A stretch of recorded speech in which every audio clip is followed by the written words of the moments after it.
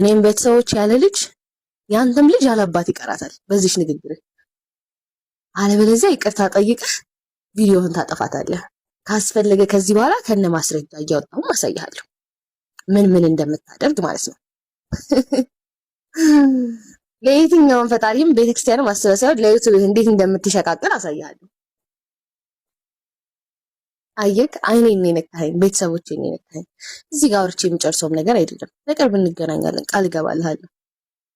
ለምን ምን ችግር አለው ብሞትስ? ቤተሰቦቼ እኮ ናቸው። አይ ዶንት ኬር ገባክ ወይስ ቁንጭርጭር ላለ ህዝብ ነው ሀና እንግዲህ ሊጨነቅ? በራሱ የሚተማመንና ራሱን የሚያከብር ሰው ክብሩን ሌሎችን በማዋረድ አይገነባም። አንዳንድ ባህሪዎች በራስ መተማመን ጋር ይጋጫሉ። በራስ የመተማመን አቅም አለን ብለን እያወራን ሰዎች ደግሞ ተለያየ መንገድ በሚሰድቡን ሰዓት በሚነቅፉን ሰዓት ከነዛ ሰዎች ስድብ 3 እጥፍ በልጠን እኛ የምንናገር ከሆነ በራስ መተማመን አይደለም። ይሄ ስሜታችንን መቆጣጠር ሲያቅተን ነው። በራስ መተማመን አንዱ ስሜትን መቆጣጠር ነውና ከበላህ በኋላ ተንቀሳቀስ እንደሚባለው ሁሉ ከመናገርም በፊት አስብ ይባላል። ትዳር ዝም ብሎ ከሱቅ የሚገዛ አይደለም። አንቺ እንዳቀለልሽው በሰው ፈቃድ ብቻ የሚቆም አይደለም። ትዳር ከእግዚአብሔር ነው። ወንድ ልጅ ደግሞ የቤት ራስ ክብር ያለው የትዳር አጋር እንጂ ዝቅ ተደርጎ የሚታይ ፍጥረት አይደለም። ብዙ ጊዜ በስሜት የምንናገራቸው ቃላቶች መልሰው ራሳችንን ነው የሚጎዱን።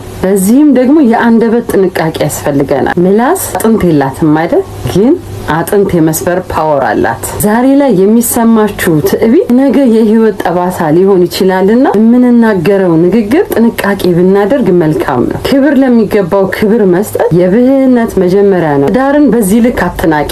መከባበር በሌለበት ቦታ በረከት አይኖርም። ሰውን ማክበር ራስን ማክበር ነው። ምክንያቱም የምንዘራውን ነውና የምናጭደው። የማይመለስ ቀስትና የማይታጠፍ ቃል ሁል ጊዜ ባለቤቱን ይጎዳል ይባላል። ለሁላችንም ማስተዋሉን ያድለን። ነገር ቢመራችሁ ዋጡት። በቤተ ክርስቲያን መዝሙር ከቨር አድርገው በቲክቶክ ብልግና ለሚነግዱ ቅዱስ ባለጌዎች ዛሬ እናንተ ለቪው ብላችሁ የምትሳደቡ ስድብ ነገ በልጆቻችሁ መሃል የጥላቻ ግንብ ሆኖ ይቆማል። ሌላው ክፋታችሁ የውሸት ስኬት ማሳየታችሁ፣ ፌክ ላይፍ ስታይል። ይሄ እኮ መርዝ ነው። በውሸት የተገኘ መዝገብ እንደሚበን ጭጋግ ነው ይላል መጽሐፈ ምሳሌ ምዕራፍ 21 ቁጥር 6። የተከራያችሁትን መኪና የራሳችሁ እንደሆነ አድርጋችሁ በማቅረብ ወጣቱ ለፍቶ መስራት ፋይዳ የለውም ብሎ እንዲያስብ ያደረጋችሁት። ይሄ በዓለማዊ ጉዳቱ ወጣቱ ወደ ሾርትከት በአቋራጭ የመክበር መንገድ እንዲያስብ ገፋፍታችሁታል። ታዳጊዎች በአቋራጭ ለመበልጸግ ሲሉ ወደ ስርቆት፣ ወደ ወንጀል፣ ወደ ማጭበርበር፣ ወደ ዝሙት፣ ራሳቸውን ወደ መሸጥ እንዲሄዱ ብዙ መንገድ ጠርጋችኋል። ቪዲዮአችሁ ሲያልቅ እናንተ ወደ ተከራያችሁት ህይወት ትመለሳላችሁ። ያመነባችሁ ወጣት ግን የውሸት ህልም ሲያሳድድ እድሜው ይባክናል። አንዳንድ ነገር ቢመራችሁም ዋጡት። ምንም ማድረግ አይቻልም። ዋጡት፣ ቢመራችሁም ዋጡት። የተናገረው እያንዳንዱ ነገር እውነት ነው። ዊናውስ ምን እየተካሄደ ያለ ምን እየተፈጠረ እንዳለ ምን እየተደረገ እንዳለ ሁላችንም በደንብ አድርገን እናውቃለን። በቃ እውነት ሲነገር አትንጨርጨሩ። እውነት ነው። ህሊናችሁ የማይቀበለውን ነገር በግድ ተቀበላችሁና ልክ ነው ማለት አይደለም። በቃ ልክ ካልሆነ ለዚህ አንዳንዴ መጥቶ ቆጣ ብሎ የሚናገር ሰው ያስፈልጋል። ኖ እዚህ ጋር ልክ አይደለም ብሎ የሚል ሰው ያስፈልጋል። ጥሩ ነገር ሲኖር ደግሞ አፕሪሼት የሚያደርግ ሰው ያስፈልጋል። በቃ የሆነ ሰው መጥቶ ይሄ ነገር ልክ አይደለም ሲል ኧረ እንደዚህ ነው፣ ቅናት ነው፣ እንደዚህ እናንተ ማን እንደዚህ አድርጓችሁ ነው? ተረጋጉ። ከዛ ስሙ እስኪ ስሙና ይሄ ነገር ልክ አይደለም ብላችሁ የምትሉትን እንዲ አውጡና ይሄ ነገር ልክ አይደለም በሉ እስኪ። ያለ ነገር ነው። በቃ ሪያሊቲ ነው የተነገረው።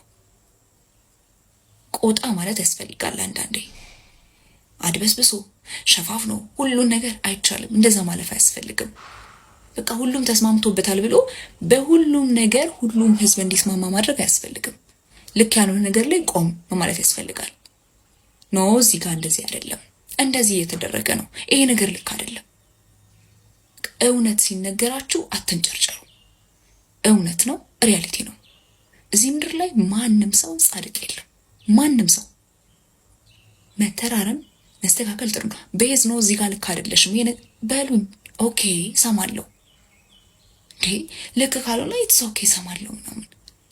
ልክ ያልሆነን ነገር አበረታተን አይመጣውም እኮ እውነት ልክ ካልሆነ ልክ አይደለም። ከዛ በኋላ ማስቆም የሚቻልበት መንገድ መፍጠር፣ በቃ እንደዛ መቀጠል ነው።